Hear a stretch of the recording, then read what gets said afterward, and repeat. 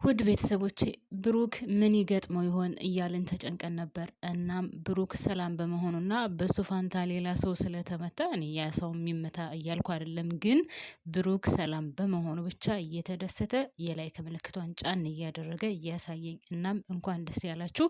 ብሩክን ሊገለው አስቦ ነበር። ያው ብሩክን ለመግደል በጣም ብዙ ጊዜ የተደገሰ ሰው ነው ሚኪ ማለት። አሁንም ቢሆን ሊገለው ተከስተልኮ ነበር፣ ግን ፈጣሪ መልካምና ልቦችን ስለሚመለከት ራሷ ትርሲት ተብዬዋ የባሏን ጃኬት በሰጠችው መሰረት ሌላ ሰው ነው የደበደበው። ስለዚህ ያኛው ሰው ግን ሞቷል፣ በጣም በሚያሳዝነው ሁኔታ ምንም በማያውቀው። ለማንኛውም ብሩኬ ደህና ነው፣ ሰላም ነው፣ እግዚአብሔር ይመስገን። እናም የተደሰታችሁ በላይክ አሳዩኝ ማለት ነው። ሰላም የኔ ምርጦች፣ እንዴት ናችሁልኝ? ሰላም ናችሁ ወይ? በያላችሁበት ሰላማችሁ ብዝዝት ትርፍርፍ ይበልልኝ። ለዚህ ቻናል አሁንም አዲስ የሆናችሁ ካላችሁ ሰብስክራይብ አድርጋችሁ የደወል ምልክቷን በመጫን ቤተሰብ እንድትሆኑ ስል በአክብሮት ጠይቃለሁ።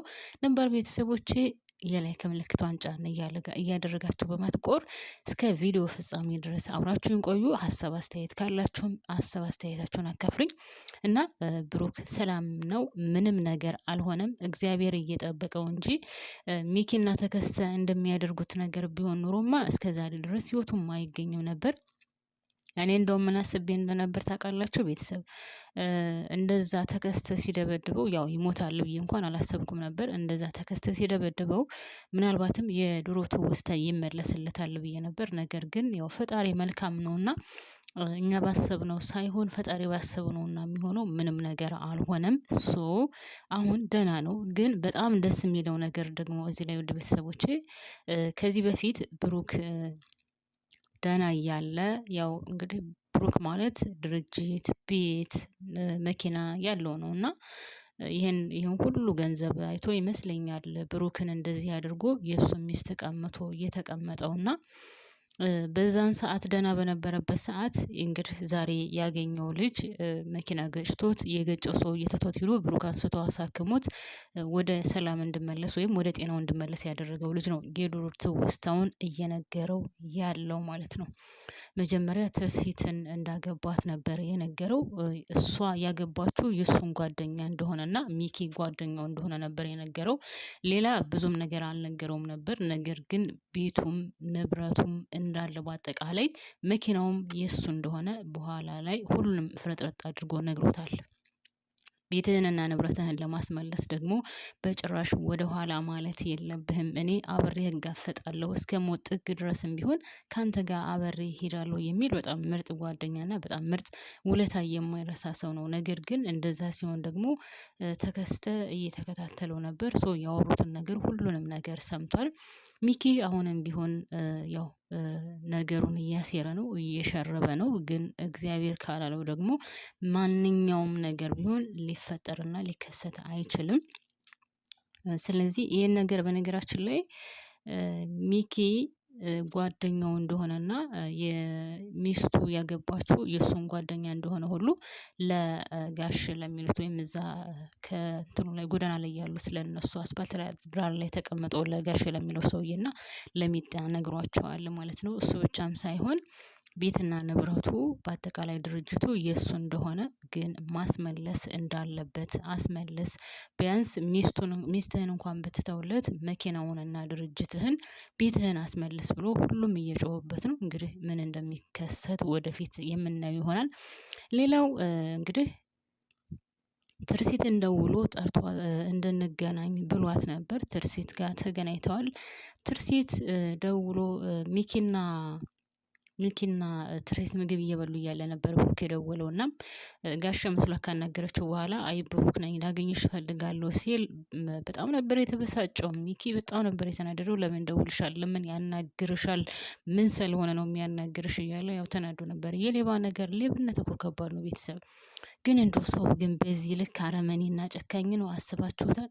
የራሱን ጓደኛ ገሎ የሱን ቤት ድርጅቱን ንብረቱን መውረስ ማለት እስኪ ምን ትሉታላችሁ? በጣም ከባድ ነው እግዚአብሔርን። በዛ ላይ እነዚህን የመሰሉ ልጆች አባታቸውን አሳጥቶ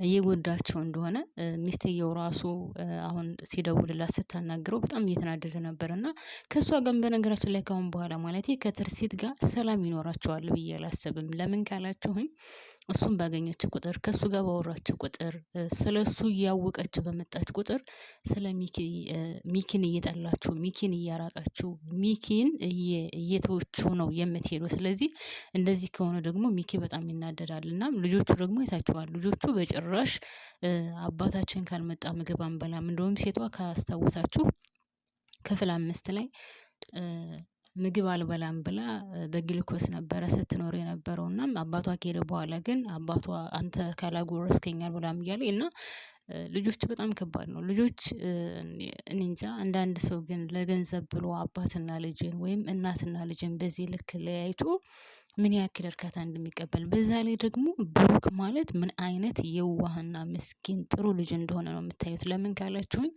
አሁን ሚኪ የእሱ ሚስት እንዳገባ ቤቱን ንብረቱን እንደወረሰበት እያወቀ እንኳን የእሱን ማለት ቤቱንም ንብረቱንም አልፈልግም፣ ድርጅቱንም አልፈልግም፣ ቤቱን ልጆች ናቸው የሚኖሩበት፣ ሌላውን ንብረትም ልጆች ናቸው የሚጠቀሙበት ነው ያለውና በጣም ነው የገረመኝ ቤተሰብ እውነት።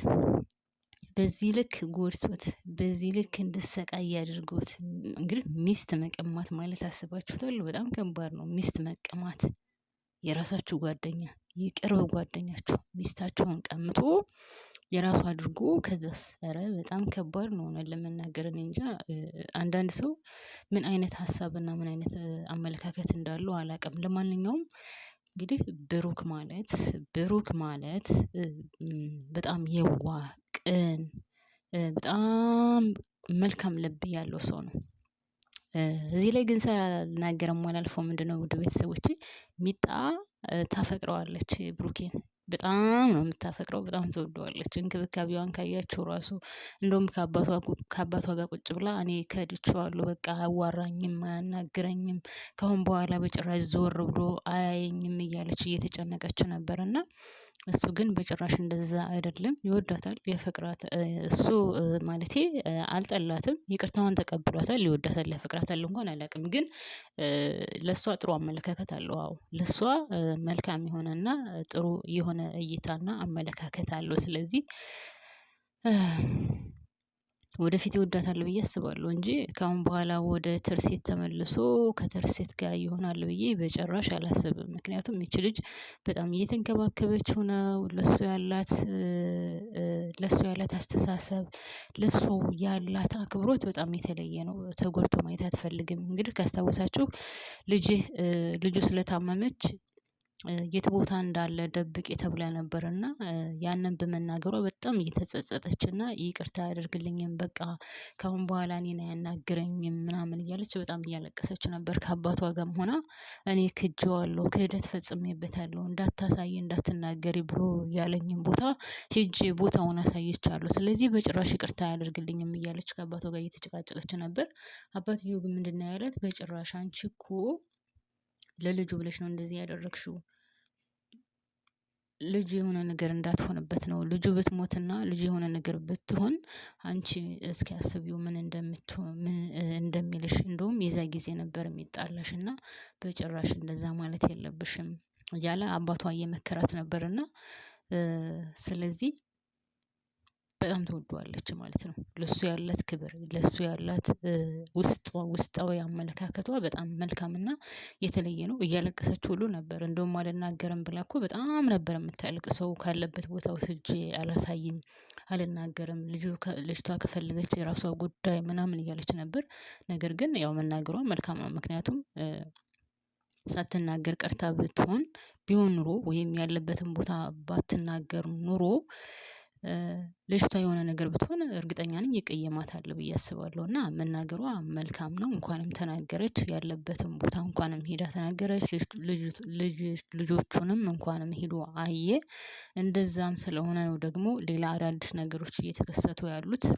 ስለዚህ እኔ በበኩሌ እንኳንም ተናገረች፣ እንኳንም ሄዶ ልጆቹን አየ። ከዛ በኋላ ያለው እንግዲህ ያው ልጅቷም ተሽሏታል፣ አሁን ደህና ናት። ነገር ግን ከአሁን በኋላ አጠገቤ እንዳትደርሺ ብሏታል ደግሞ ትርሲትን። አንቺን ማግኘት አልፈልግም፣ አንቺ ያገባሽው ብሩክ ማለቴ ሚኪ ጓደኛዬ ነበር፣ እንዴት ጓደኛዬን ታገቢያለሽ ስላት፣ እሷ ደግሞ ላንተ ብዬ ነው ያለችው። ላንተ ብዬ ነው፣ ለእናንተ ብለን ነው አንተ እንዳትጎዳ ብለን ነው። ታውቃላችሁ አንዳንድ ጊዜ መናገር ራሱ ያቅታችኋል። አንዳንድ ሰው ምን አይነት አስተሳሰብ እና ምን አይነት አመለካከት ነው ያለው?